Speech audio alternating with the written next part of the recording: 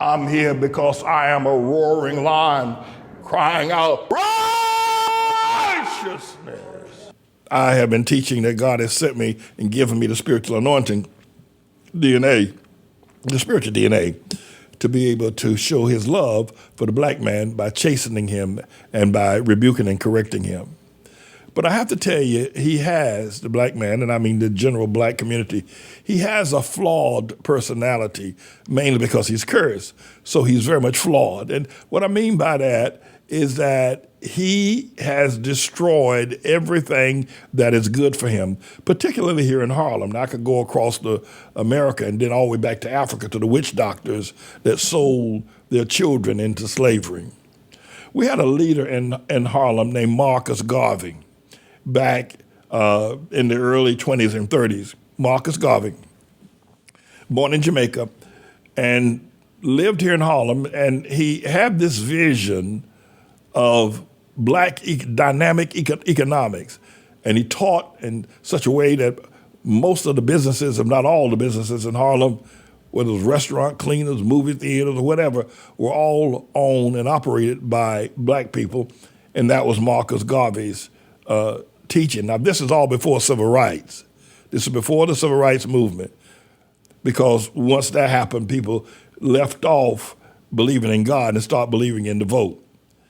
But Marcus Garvey, who also bought 5 ships and purposed to sail the indigenous people, black people, back to Africa.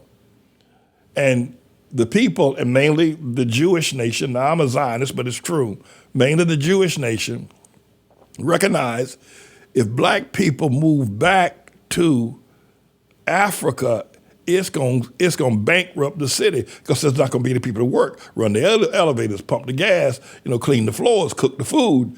If they all go back to Africa, it's going to crash the American economy. So they put together a scheme to look at his finances, and they paid someone who was very close to Marcus Garvey. They paid him money to set up the books, to cook the books, and they took Marcus Garvey to federal court. They took him to federal bankruptcy court, and federal court rather, pardon me. They took him to federal court and found him guilty of tax fraud and sentenced him, I think, to 5 years in prison. Those 5 years in prison bankrupt the Marcus Garvey movement of the Negro Improvement, if you will, Corporation. And when he came out of prison, everything he had worked for had changed. But what I want to say to you, it was black people that let this happen to Marcus Garvey, and more particularly a black man that was close to him that sold him out. They sent him back to Jamaica, thinking perhaps he could start the Negro Improvement movement again. So in order to stop that, they sent him back to Jamaica, where he died, penniless, broke, and without a friend. I want to talk also about Adam Clayton Powell Jr., the son of Adam Clayton Powell, pastor of the Abyssinian Baptist Church, became a congressman and a pastor, and did a great job of being a pastor. Walked up and down 125th Street demanding that the stores would hire black people, and he ran and was able to put together more legislation during the era of civil rights than and more legislation was signed under his leadership than any other person in Congress. And this, of course, was during the time of Dr. Martin Luther King. But really, the Civil Rights Act of 1964, the Voting Rights Act of 1955, the Civil Rights Act of 1964, and the Voting Rights Act of 1965, the 64, get that right. They were orchestrated by, though Dr. Martin Luther King gets credit, it was Adam Clayton Powell. But there was a woman, I think she was from Jamaica and a member of his church, leveled a charge against him and took him to court. And the biased courts here in New York ruled against him, giving that woman power over his life. And in the latter days, he, rather than going along with the court's decision, he decided to buck it, and then they put out an arrest warrant for Congressman Adam Clayton Powell Jr. So he would stay in the Abyssinian church because, well, no policeman was going to come in and arrest him in the church. And then he had to try to find a way to get out the church to go back to Congress down in Washington to be a part of the congressional activities going down there. Finally, he moved to the island of Bimini in the Caribbean Sea off the coast of Florida and North Carolina, where he later died. He didn't necessarily die penniless, but he died because of the portrayal of black people. Now, black people have a serious crab flaw. They have a serious flaw. Black people, they helped the Jewish people take down Marcus Garvey.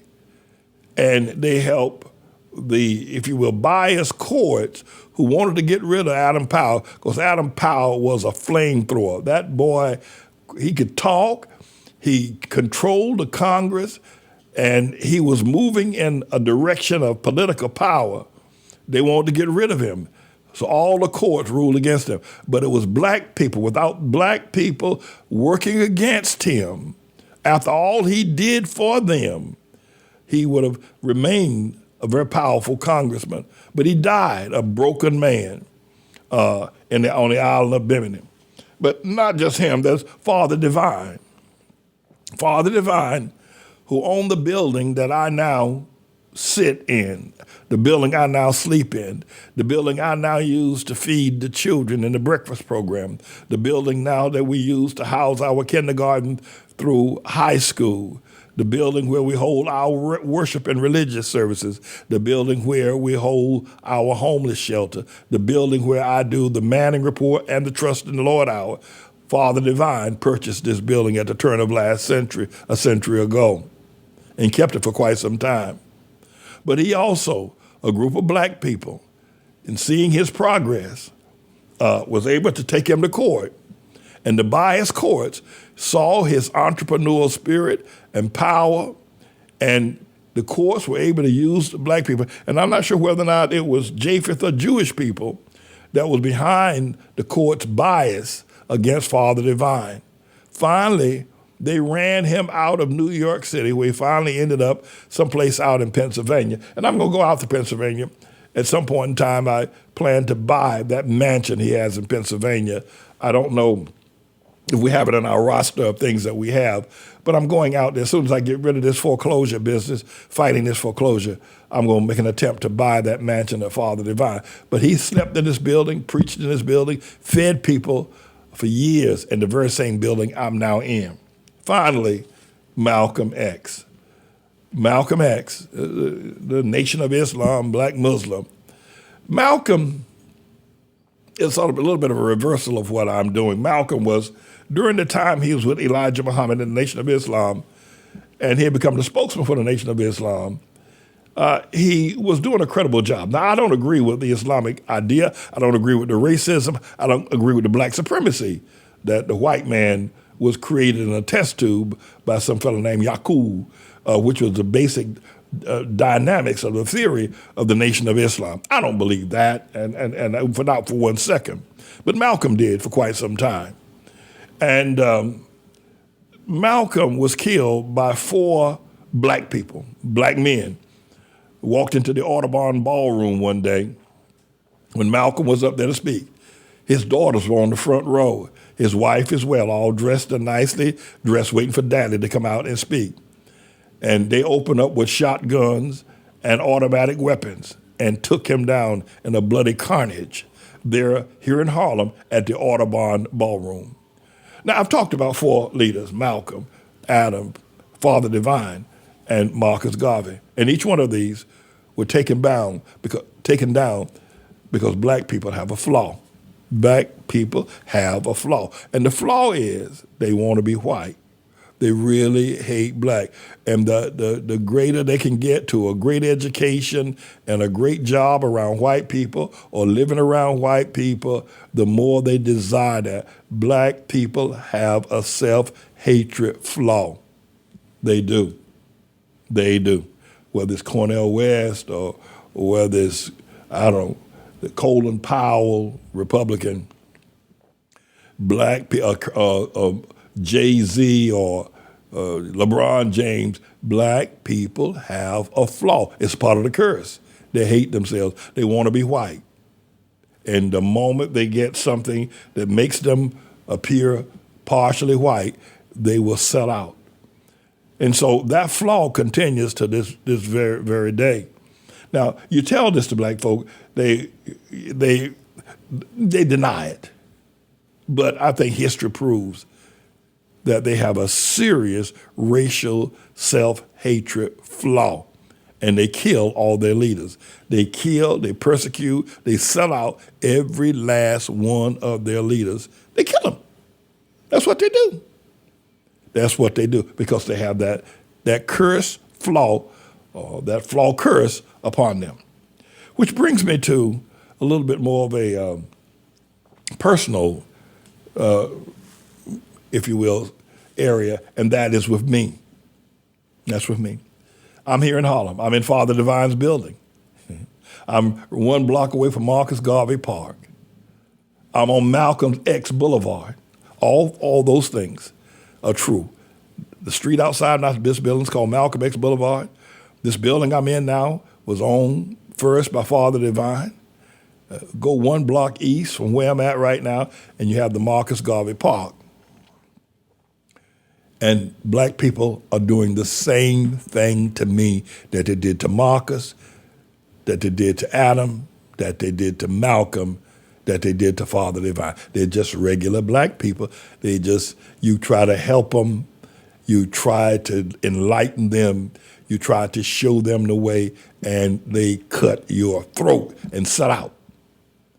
And one of the reasons why the foreclosure that's happening against us is because black people are standing with white folk, and the LGBTQ gentrifiers, the spiritual rapists of Harlem, they're standing with them and say, take Manning down. The same way they said, take down Marcus Garvey. The same way they said, take down Clayton Powell. The same way they said, take down Malcolm. The same way they said, take down Father Divine. The same way.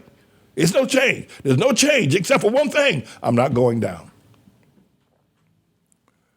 I'm not going down. Now I'm in Father Divine's building, but I'm not going down. But I have to tell you, black people in Harlem and Brooklyn and Bronx and Queens and across America are standing with the spiritual rapists of Harlem and saying, take Manning down. He wasn't for our first black president.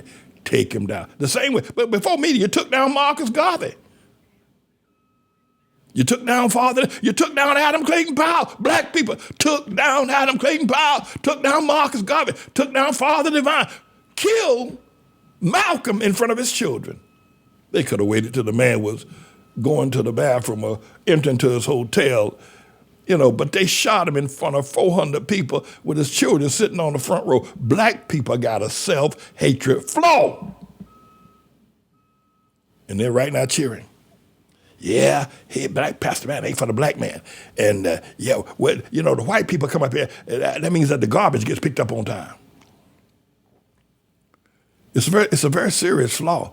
But I have to tell you, I'm not going down like the rest. I'm not going down like Marcus. I'm not going down like Adam Powell. I'm not going down like Malcolm. I'm not going down like Father. I'm not going down. I'm not going down. But I can tell you, black people are using the same hatred and white sellout spirit that against me, that they use against Marcus, that they use against Malcolm, that they use against Adam, and that they use the same thing. Nothing has changed except this one thing. I'm not going down. I'm not going down. But you need to know, and maybe you're one of them. Maybe you're one of them. It was a shame what they did to Adam Powell. And not just that, but Charles Rangel was instrumental in taking Adam Powell down so he could become congressman for this district. And much of the money that when they put Marcus on trial, charged him with tax evasion, they're foreclosed on the Black Star Line. Marcus Garvey had this group of ships, 5 ships, called the Black Star Line, that was worth millions of dollars back in the 1930s. They foreclosed it and sold those ships at auction. This man that put this money, had worked for years putting this program together and buying all those ships. And they foreclosed him and shut him down. Now, so some of you might be saying, doggone, Pastor Manning, you don't stand a chance. If they did that to Marcus, they did that to Adam Powell, they did that to Father Divine, Pastor Manning, you're in a bad situation. It's true, I am. I know the Japheth people and the judges and the LGBTQ. I know but the major reason why I'm in such bad shape is because of black people who want to be white, who are supporting and will not stand with me after I have fed them, after Marcus fed them, after Father Divine fed them. They will not stand with you. They have a flaw.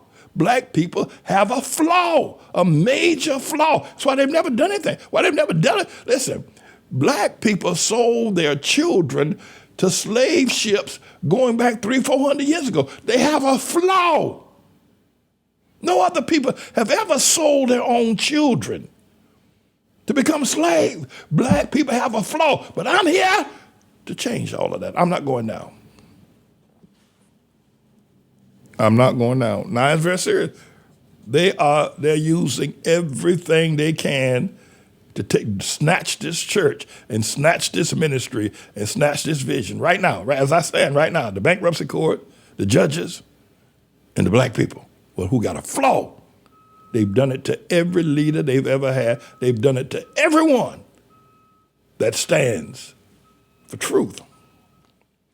But I'm not going to go down. I'm not. And I'm going to ask if you're going to stand with me. Are you going to recognize? I said the other day I was teaching that before Barack Hussein Obama, black people used to worship Jesus. They used to actually go to church. But after Obama, you can go in a black Baptist church, black Methodist, black Pentecostal church, black whatever kind of church. You go in there now, and you can turn a tractor trailer around there because ain't nobody in there.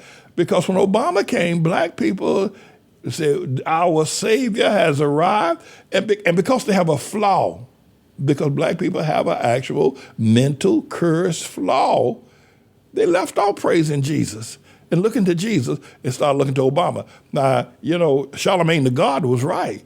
Obama didn't do anything for black people, but you can't tell them they don't, even if all he had to do just say he's black, and that's all they get. They don't want better schools. They don't want economic development. They don't want to be able to develop their communities. They don't want stronger families. They don't want to shut down the shelters. They don't want better banking institutions. All they wanted from Obama is to say he's black, and they were good to go. That's all they want. He's black.